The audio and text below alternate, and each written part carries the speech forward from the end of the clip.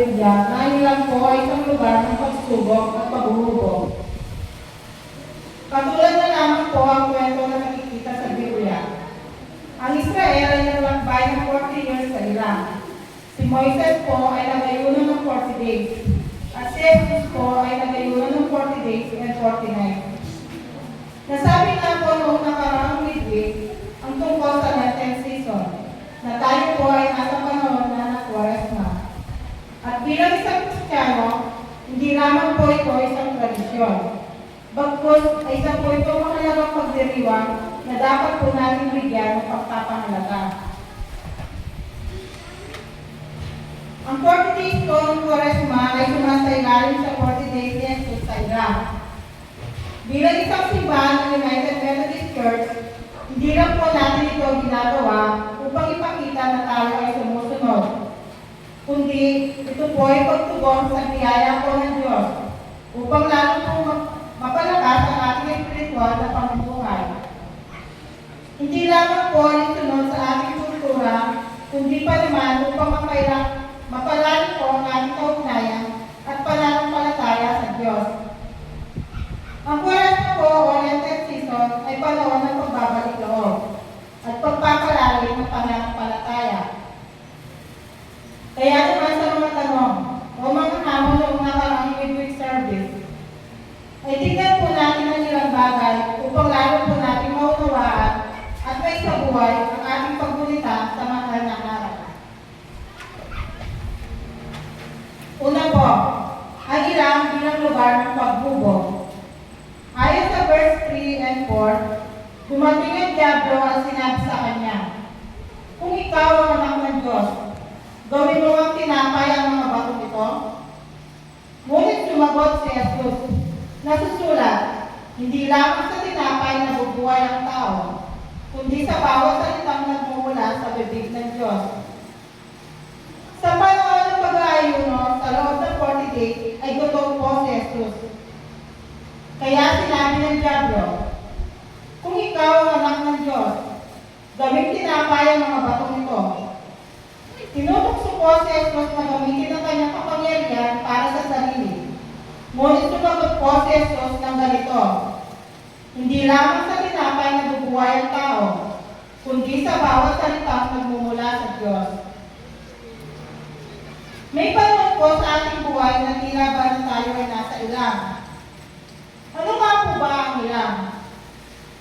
Kung magbabasa po tayo ng Biblia, ang ilang o tinatawag na wilderness o desert, disyerto, ay isang tuyo, mabato, at halos walang taong lugar. Sa Hebreo, ang salitang madalas gamitin ay midbar, o nangangahulugang disyerto, o pastulang lugar na malayo sa lungsod. At ito rin po isang lugar na mainit. Isang lugar na talagang magugutom ka. Isang lugar na mapanganib at tila ba nasa kawalan ka. Ito ay lugar na walang komportableng tirahan at wala pong talagang nakatira.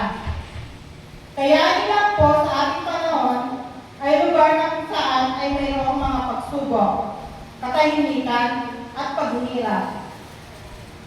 Sino po ba ang mayroong pagsubok ngayon? Sa bawat araw, lahat po tayo ay may pagsubok. May hinaharap na mga challenge.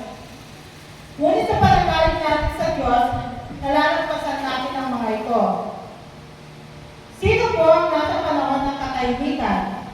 Ito po yung nag-iisip ka, nagtatanong, nagre-reflect, at nakikipag-battle. Dahil iniisip natin kung alin ba ang dapat at hindi nararapat. Sino po sa atin ang nasa panahon ng paghihirap? Hindi po biro ang natutunghayan o nararanasan natin ngayon. Sa bawat pamilya, sa bawat individual, sa bawat bata at mga kabataan, sa bawat simbahan at maging sa ating bansa. Pahirap na pahirap yung ating mundo. Napakarami na pong dinaranas ang bawat isa. Kaya sa ilang po ay isang lugar na kung saan tayo umuhubog. Dahil katulad po ng ating Panginoong Yesus, dapat Dapat alam po natin yung ating gagawin sa oras na tayo po ay tuktuhin. Dahil kanila ay ang lugar na kung saan tayo ay bubugin ng Diyos.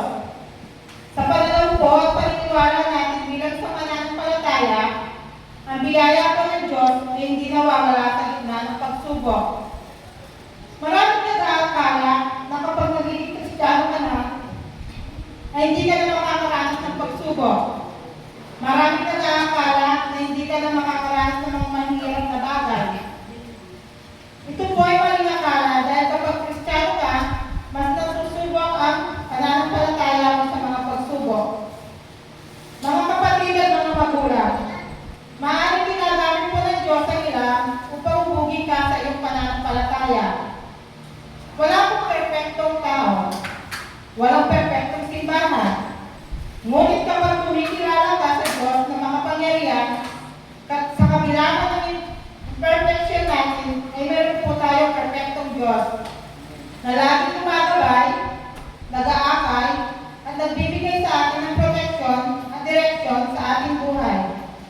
Mas mahalaga ang spiritual na pagkain kaysa sa physical na kasabatan. Marami po sa ating panahon ang laging nakatuon sa physical at material na bagay.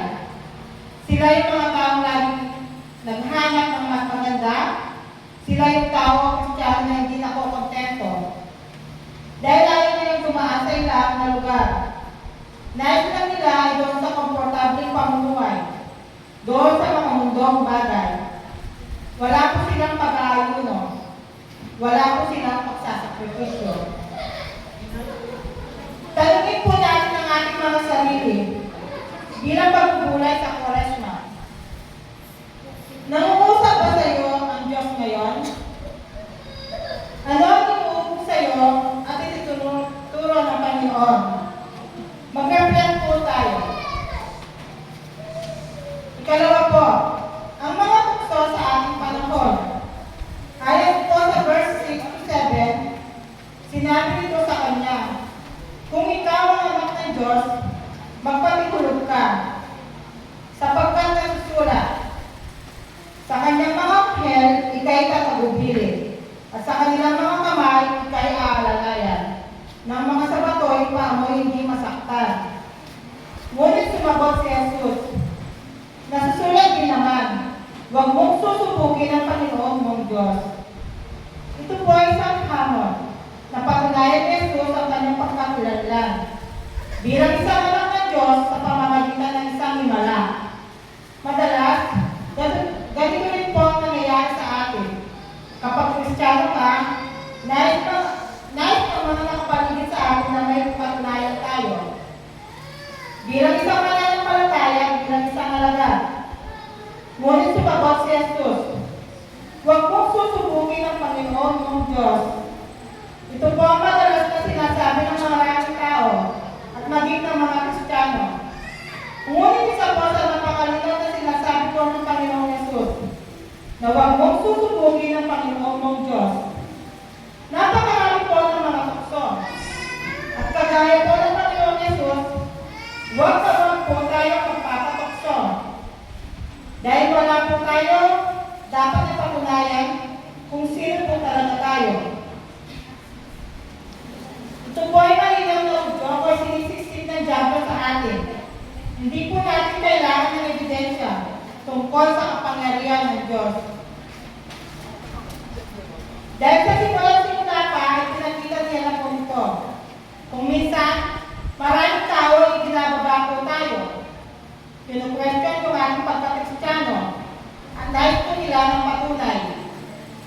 Hindi po sa ating kapwa, hindi po sa mga tao, kundi sa harap po ng Panginoon kung tayo nga po ay tunay na sumasampalataya.